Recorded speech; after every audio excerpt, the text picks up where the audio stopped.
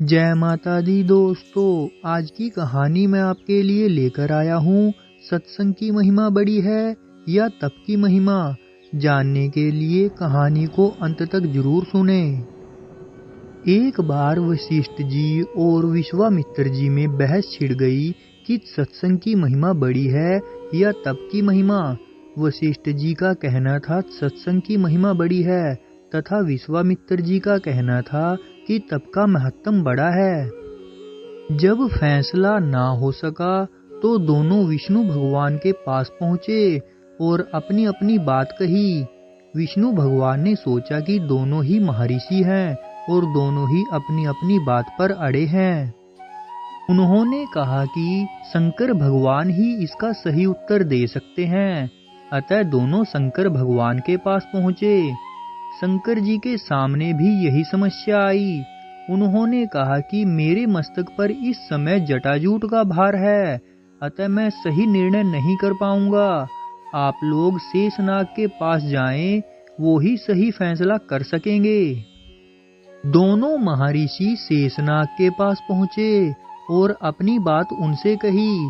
शेषनाग जी ने कहा कि ऋषिवर, मेरे सिर पर धरती का भार है, आप थोड़ी देर के लिए मेरे सिर से धरती को हटा दें तो मैं फैसला कर दूंगा।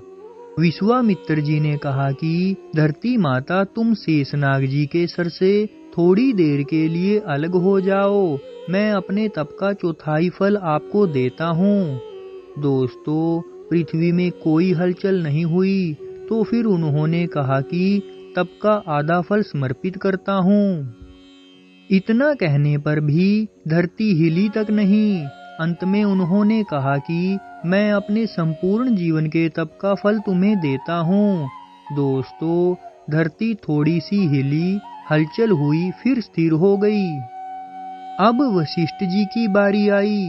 उन्होंने कहा कि धरती माता, मैं अपने सत्संग का निमिष मात्र फल देता हूँ, तुम शेषनाग के मस्तक से हट जाओ। अब धरती हिली, गर्जन हुआ और वो सर से उतरकर अलग खड़ी हो गई। शेषनाग जी ने ऋषियों से कहा कि आप लोग स्वयं ही फैसला कर लें कि सत्संग बड़ा है या तप। तो दोस्तों, इस कहानी को सुनने के बाद आपको भी पता चल गया होगा कि सत्संग बड़ा है या तप।